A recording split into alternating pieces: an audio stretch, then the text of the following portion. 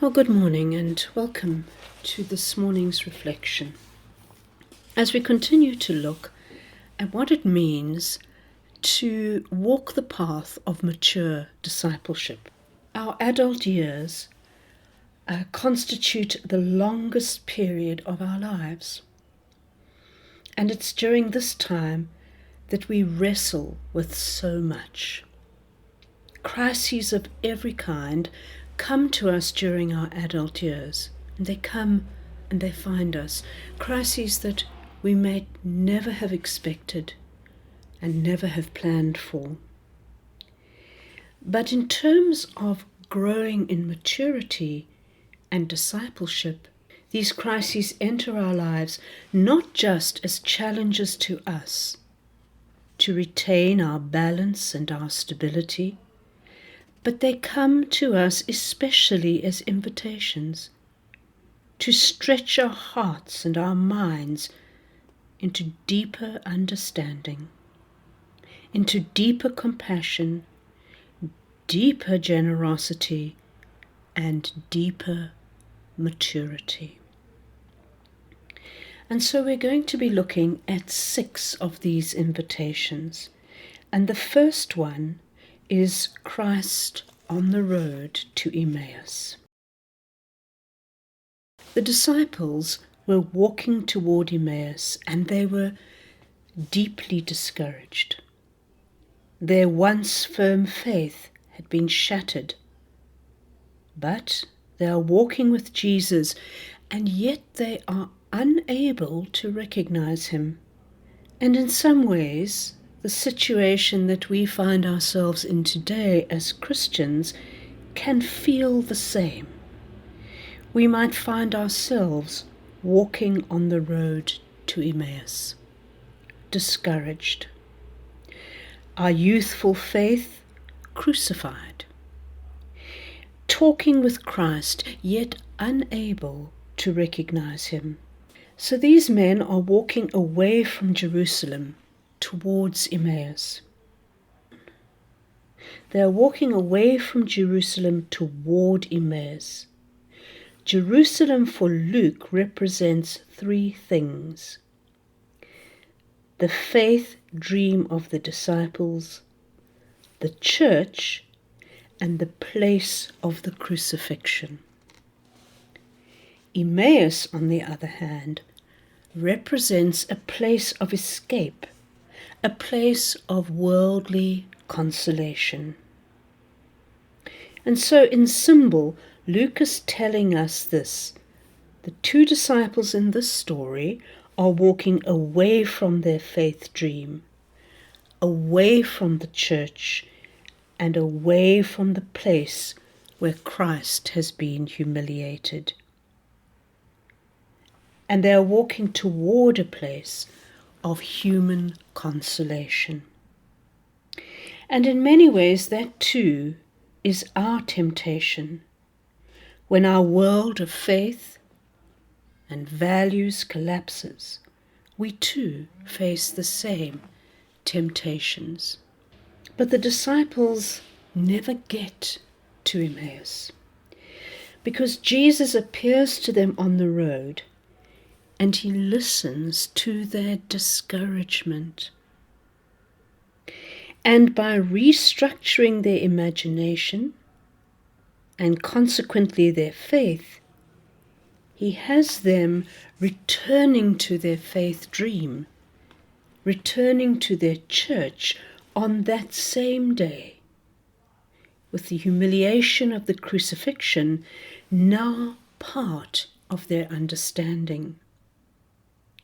And how does Jesus do this?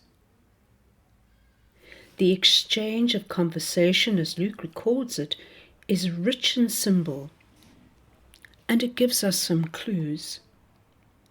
So he meets these 2 disciples and he asks them why they are so downhearted.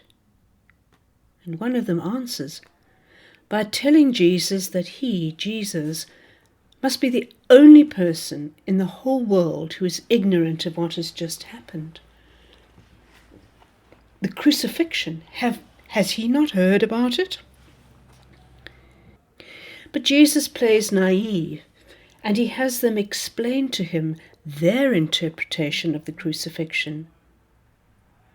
In their interpretation, the crucifixion was understood as a humiliation, so great that it is impossible to bring this into their faith. They have been devastated by the crucifixion because it effectively ends their faith and their hope.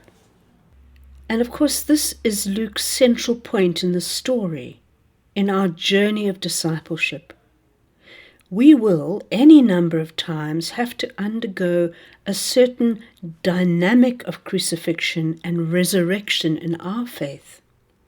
Our vision of faith and hope will be crucified and humiliated. God, Christ, and the church, as we understand them, will die in our experience. In the discouragement that ensues, we will be tempted to walk away from our faith, from our church, from our hope, from our Christ, and from our God. And we will be tempted to walk towards some place of consolation.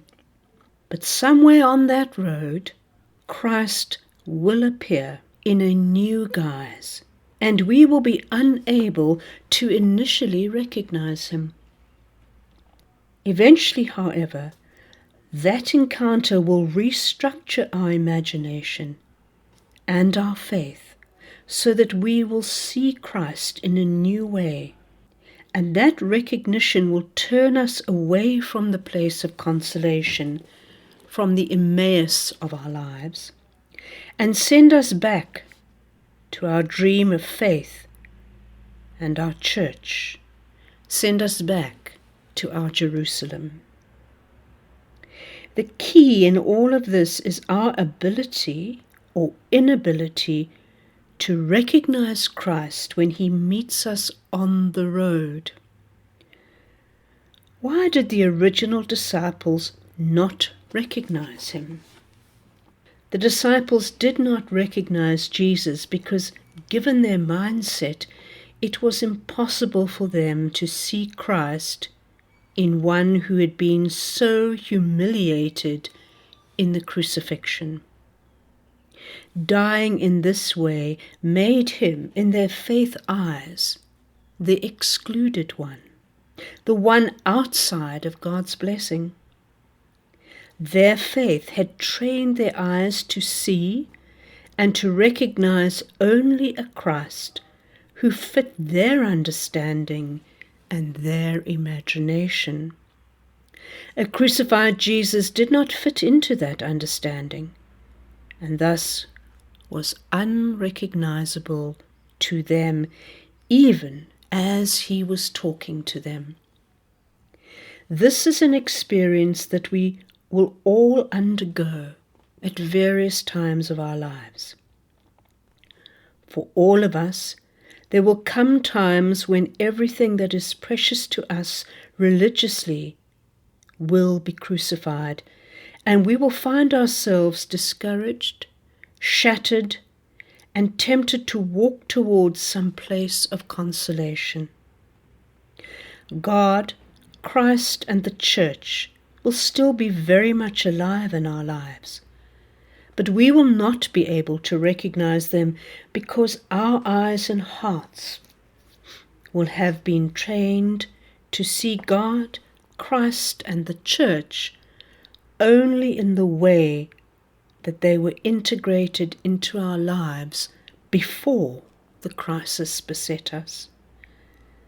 But as the mystics say, this is not a crisis of faith, but this is a crisis of imagination, a particular dark night of the soul within which we have to sort through a death of what is precious to us religiously, so as to receive God, Christ, and the church into our lives in a new and deeper way.